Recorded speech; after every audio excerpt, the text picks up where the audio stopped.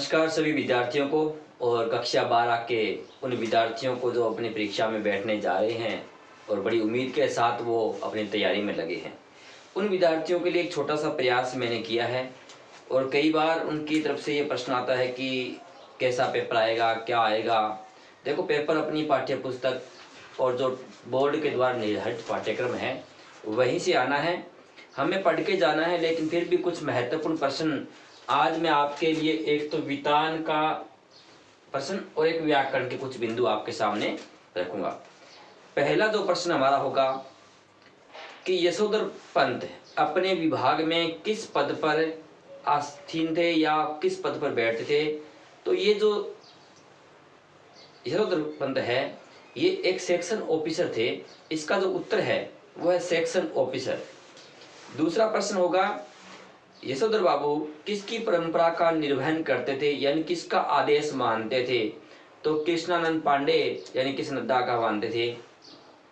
इसी प्रकार तीसरा जो प्रश्न होगा कि यशोधर बाबू वेडिंग एनिवर्सरी को क्या मानते थे। जो इसकी 25वीं वर्षगांठ पर के ऊपर जो एनिवर्सरी मनाई गई थी उसके ऊपर एक प्रश्न था। तो यानी ये कहता था कि ये हमारा काम नहीं है, ये गोरे लोगों के चौचरे हैं। तो यशोधर बाबू इस बात को मानते थे। आगे है कि श्री सौदलगेकर किस भाषा के शिक्षक थे। ये जूझ पाठ से मराठी भाषा का है। मोहन आनंद पर किसका प्रभाव सर्वाधिक पड़ा था। तो मोहन आनंद पर जो प्रभाव पड़ा था वो मराठी के शिक्षक थे, उनके सौदलगेकर का प्रभाव सबसे ज़्यादा पड़ा था। लेखक मोहन आनंद की मित्रता किससे हुई थी। तो बसंत पाटिल के साथ उनकी गहरी मित्रता थी। इस प्रकार से आपको प्रश्न में उत्तर भी साथ में दे रहा हूँ, इनको आप बार बार पढ़ना। हड़प्पा कालीन लोग किस बात पर सर्वाधिक विश्वास करते थे या नहीं करते थे। तो वो बाह्य आडंबर पर विश्वास नहीं करते थे, उनका अपनी मेहनत पर विश्वास था। सिंधु घाटी के 2 नियोजित नगर कौन कौन से थे। बहुत बड़ा महत्वपूर्ण प्रश्न है। मोहनजोदड़ो और हड़प्पा जो शहर है वो सिंधु घाटी के अच्छे शहर माने जाते हैं। अतीत में दबे पांव किस कवि की रचना है, किस लेखक की रचना है। तो ओम थानवी की रचना है। इसके बाद है थोड़े कुछ महत्वपूर्ण प्रश्न। ग्रिड प्लान किसे कहते हैं, ये प्रश्न आपको याद करना होगा। सिंधु घाटी सभ्यता का है। सिंधु घाटी की नगरीय व्यवस्था कैसी थी, इसके बारे में आपको पाठ्य पुस्तक से पढ़ना होगा। दत्ताजी राव ने लेखक की किस प्रकार मदद की थी, जूझ नामक पाठ से है।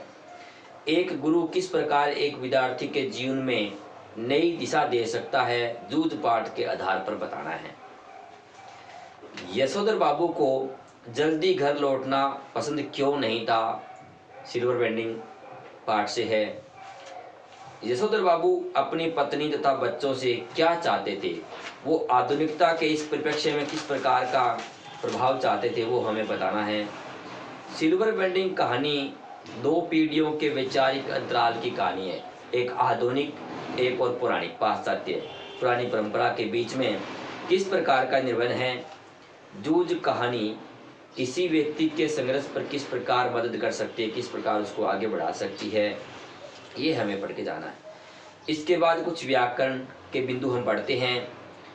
हिंदी भाषा जो लिपि में लिखी जाती है, तो हिंदी भाषा की लिपि देवनागरी है, तो ये देवनागरी लिपि में लिखी जाती है। हमारे मुख से निकलने वाली पूर्ण व स्वतंत्र आवाज़ जो होती है, जैसे मैं बोल रहा हूँ, ये मेरी आवाज़ आप तक आ रही है, तो आप तक आने वाली आवाज़ मेरी ध्वनि है, तो ध्वनि कहलाएगा इसका उत्तर। शब्द की जिस शक्ति से किसी शब्द के सबसे साधारण लोक प्रचलित अर्थ का बोध हो, ऐसा अर्थ तो सीधा समझ में आ जाए पढ़ने वाले को, वो अभिधा शब्द शक्ति के अंदर आता है। लक्षणा में हम लक्षण पर बात करते हैं और व्यंजना में किसी तीसरे अर्थ पर बात करते हैं। वाचक शब्द से निकलने वाला अर्थ वाच्यार्थ, मुख्यार्थ या अभिधेयार्थ कहलाता है। लक्षणा शब्द के 3 अर्थ है, वाचक, लक्षक और व्यंजक। इसमें वाच्यार्थ वो होता है जो सीधा अर्थ प्रकट करता है, जिस शक्ति के द्वारा साक्षात सांकेतिक अर्थ का बोध हो।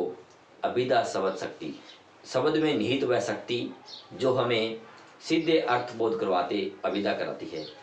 अब अलंकार के कुछ प्रश्न। चारू चंद्र की चंचल किरणें उक्त काव्य पंक्ति में च वर्ण की आवृत्ति के कारण अनुप्रास अलंकार है। तरनी तनुजा तटतमाल तरुवर बहु छाए, उक्त पंक्ति में कौन सा अलंकार है? तो अनुप्रास अलंकार है, तय की आवृत्ति के कारण। जहां एक शब्द बार बार आए या आवृत्ति हो, प्रत्येक बार उनका अर्थ जो भिन्न आए, तो वहां यमक अलंकार होता है हमेशा। जहां कारण के न होने पर भी कार्य होता हो, कोई कारण नहीं है फिर भी कार्य होता है, तो वहां विभावना अलंकार होता है। अब कुछ पारिभाषिक शब्दावली की बात करें तो एब्रीवेशन जो शब्द है वो संक्षेप के रूप में काम आएगा। अक्यूज्ड का मतलब दोषी होता है। सर्कुलर एक परिपत्र के रूप में आता है। ड्राफ्ट जो होता है वो प्रारूप के रूप में काम आता है। कोरम जिसको कहते हैं गणपूर्ति। काउंसिल शब्द का हिंदी पारिभाषिक शब्द होगा परिषद। और बिगेस्ट शब्द का हिंदी रूपांतरण होगा वसीयत। अधिपत्र शब्द का अंग्रेजी शब्द होगा वारंट जारी करना।